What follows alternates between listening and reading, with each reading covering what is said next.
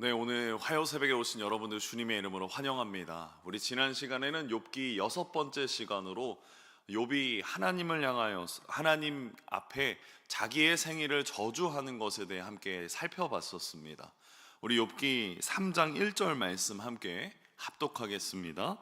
그 후에 욥이 입을 열어 자기의 생일을 저주하니라. 그 후라는 것은 욥이 욥의 친구들과 일주일 동안 아무 말도 하지 않은 후를 말합니다. 그 후에 욥이 무엇을 했습니까? 자기의 생일을 저주하였습니다. 지금 욥으로서는 하나님 앞에 모든 것을 잃어버렸다라는 고통도 있지만 앞으로 남은 날에 대한 어떤 의미도 부여할 수 없는 자신의 고통을 하나님 앞에 이야기하고 있는 것입니다. 살아있다. 그것 외에는 모든 것을 잃어버려서 내일의 희망이 완전히 사라진 욥의 인생이기 때문입니다. 오늘 본문에도 욥은 이제 더 하나님 앞에 탄식하며 말합니다. 우리 11절 그리고 12절 함께 합독하겠습니다. 어찌하여 내가 태에서 죽어나오지 아니하였던가? 어찌하여 내 어머니가 해산할 때에 내가 숨지지 아니하였던가? 어찌하여 무릎이 나를 받았던가? 어찌하여 내가 젖을 빨았던가? 이 11절과 12절에 제가 노란색으로 표시해둔 반복되는 표현이 보이십니까? 어찌하여입니다. 그러면 이 어찌하여라는 이 단어가 도대체 어떤 의미일까? 성경 주석을 찾아보니까 이 히브리어에 대한 의미는 다음과 같습니다. 그 일이 마땅히 이루어졌어야 하는데 그와 반대로 이루어졌을 때에 대한 의혹과 당혹스러움. 좀 길지만 이걸 다시 말씀드리면 욥은 자신이 이 세상에 존재하지 않았어야 했는데 그렇게 되지 않고 지금도 왜 살아있는가, 그것에 대한 당혹스러움, 그것에 대한 의혹을 말하고 있는 것입니다.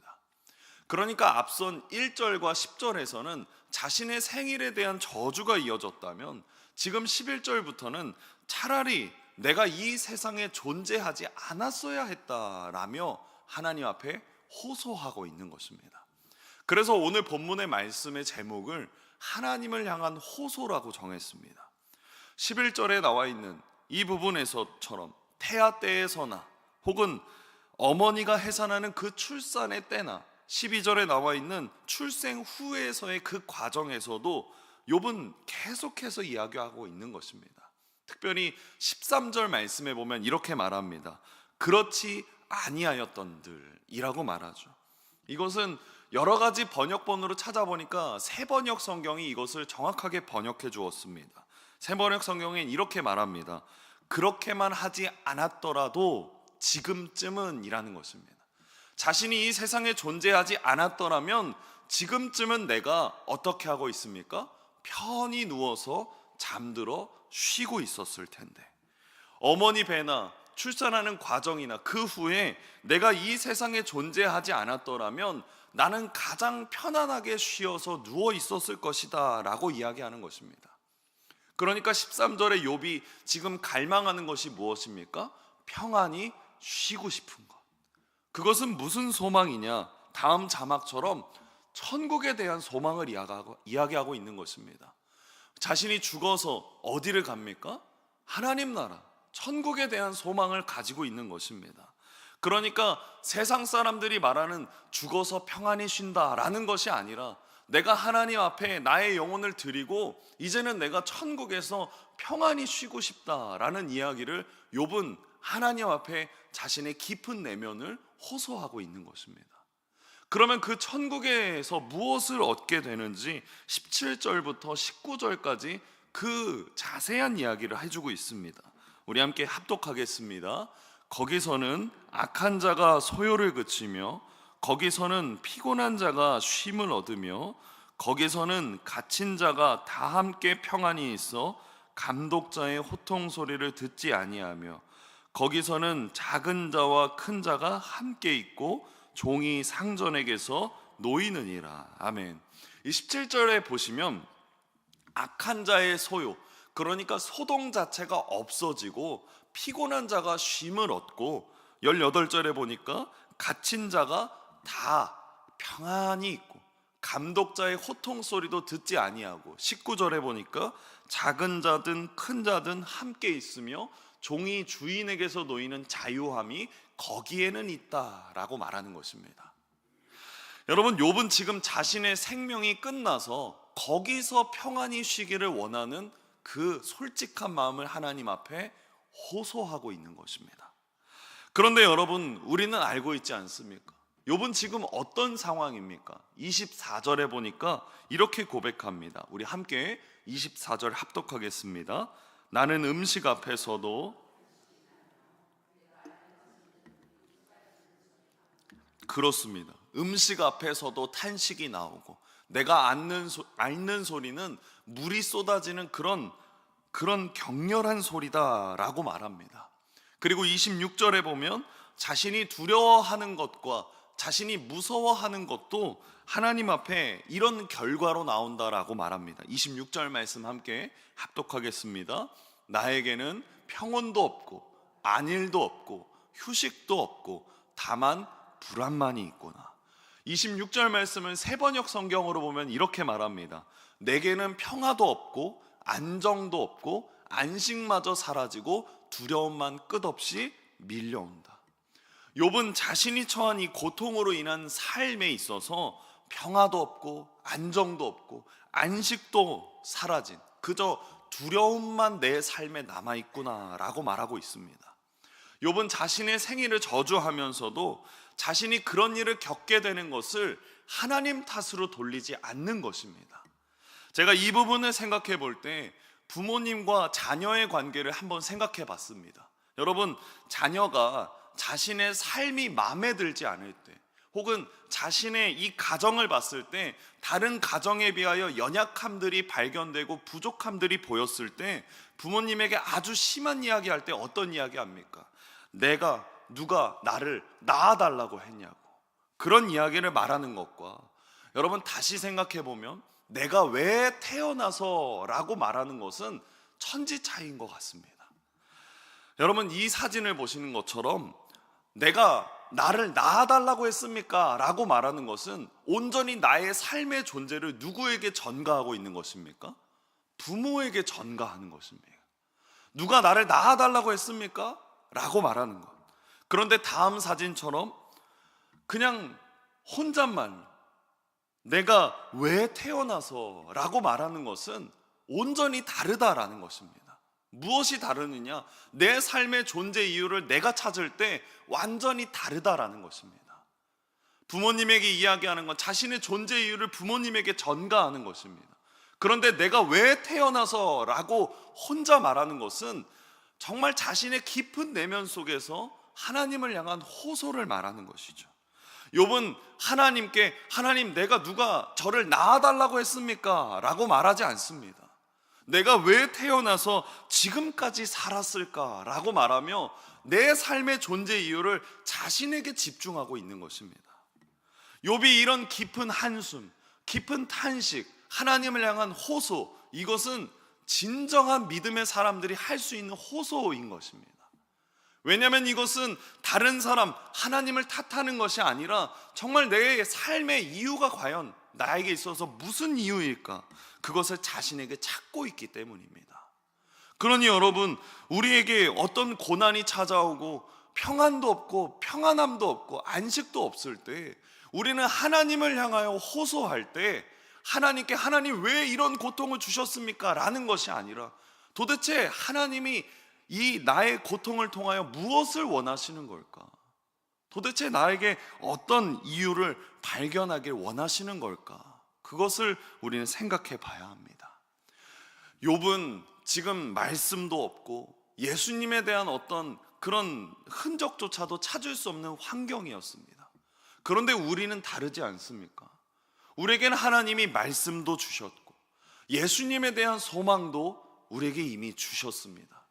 그러니 우리에게 어떤 고난이 찾아오고 고통이 찾아올 때 욥에 대한 이런 욥의 마음과 같이, 욥의 상황과 같이 이루어졌을 때 우리는 누구로부터 소망을 찾아야 되겠습니까?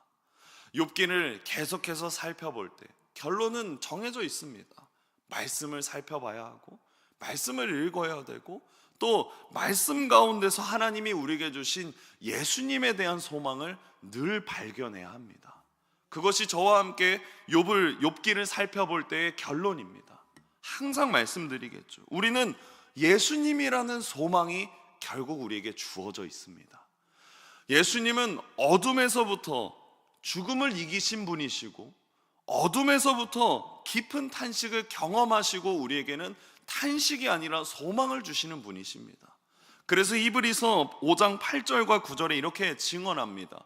그가 아들이면서도 받으신 고난으로 순종함을 배워서 온전하게 되셨은즉 자기에게 순종하는 모든 자에게 영원한 구원의 근원이 되시고, 여러분 8절 말씀처럼 하나님의 아들이시지만 친히 고난을 앞서서 겪으셨습니다.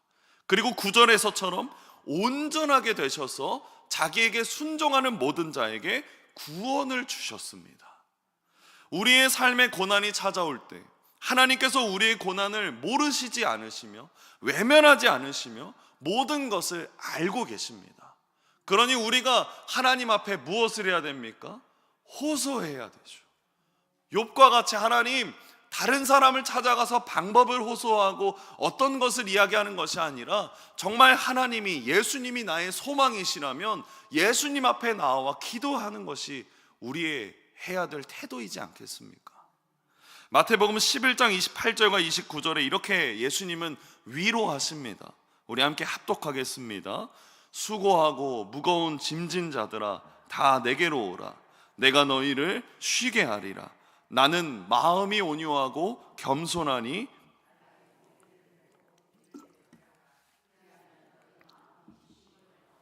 그렇습니다. 우리가 주님께 나아갈 때 우리는 우리 마음에 쉼을 얻습니다. 마치 물고기가 물밖이 아니라 물 안에 있을 때 숨을 쉬는 것처럼, 마치 나무가 기름진 땅에 뿌리를 내릴 때 비로소 그 기름진 땅으로부터 생명을 얻는 것처럼, 하늘에 날아다니는 새가 하늘을 날아다녀야 자유함을 얻는 것처럼, 여러분 우리가 주님께 우리의 마음과 영혼을 내어드릴 때 우리는 비로소 거기서 쉼을 얻을 수 있는 것입니다. 오늘 욥은 자신의 생애를 저주하고 그리고 하나님 앞에 호소합니다. 욥이 이처럼 하나님 앞에 호소했던 것은 하나님만이 자신의 괴로움을 피할 수 있는 도피처라고 생각했기 때문입니다. 그런 욥의 이런 깊은 내면의 고백을 이제 욥기 4장으로 넘어가서는 친구들이 보면서 뭐라고 말합니다. 그리고 극단적인 그런 이야기 속에 불경하다고 그를 책망합니다.